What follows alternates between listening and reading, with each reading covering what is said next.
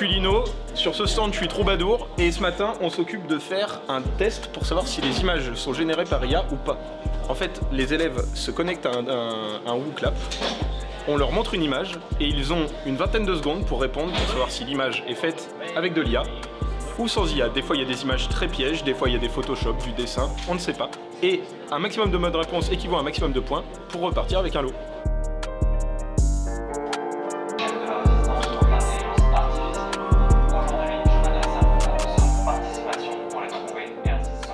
Du coup, nous, on est le groupe anti-IA, on est la résistance dans cet établissement.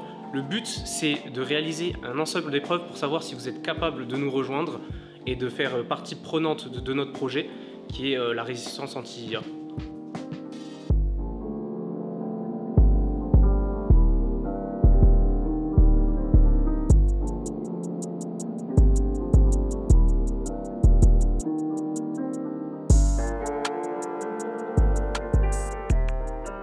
De l'activité, c'est de jouer à un jeu en fait, qui a été créé par l'IA, qui s'appelle la chasse aux étoiles. Permet en fait de gagner le plus d'étoiles possible selon le nombre d'étoiles indiquées sur les cartes.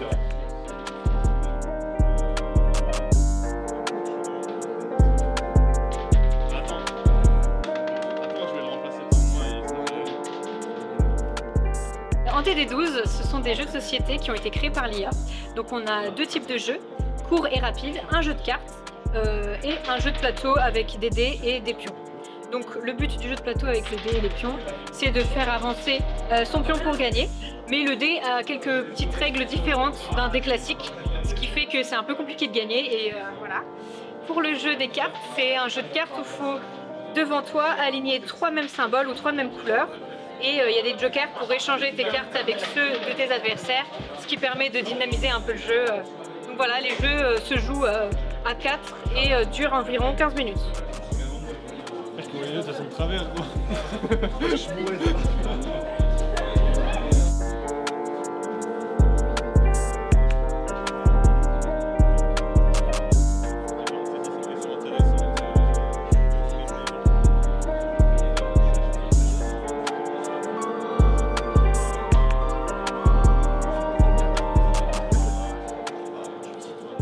Dans l'intelligence artificielle, Parc national de la recherche en IA.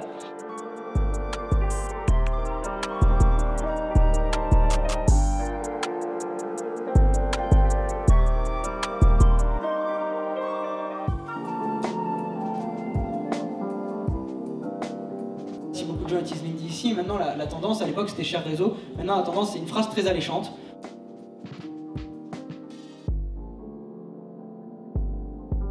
Sur les méthodes à suivre, par exemple du coup rédaction de CV, il y a des articles qui présentent comment le faire, et ce qui peut être vachement intéressant, c'est tout simplement le nourrir de ces informations-là. Sortir un titre, une description et même une estimation du prix avec maintenant la recherche même en ligne.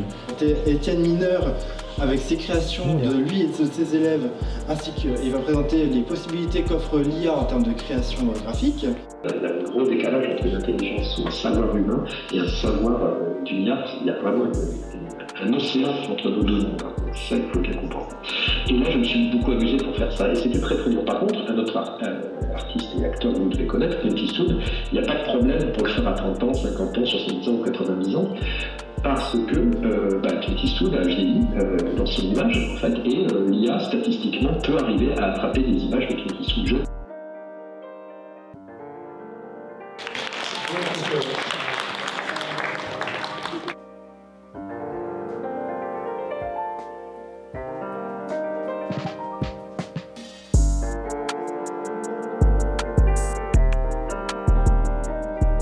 Moi ici dans cette salle, je présente deux ateliers différents. Ce matin j'ai présenté un atelier sur ChatGPT où nous avons créé des œuvres littéraires comme des poèmes, des fictions, des nanofictions. Et également cet après-midi, donc en ce moment, nous sommes en train de générer des images sur l'IA de Canva, donc de manière complètement libre. Les créations ainsi générées feront probablement l'objet d'une exposition à l'ABU pour les portes ouvertes de l'I8 Saint-Dié.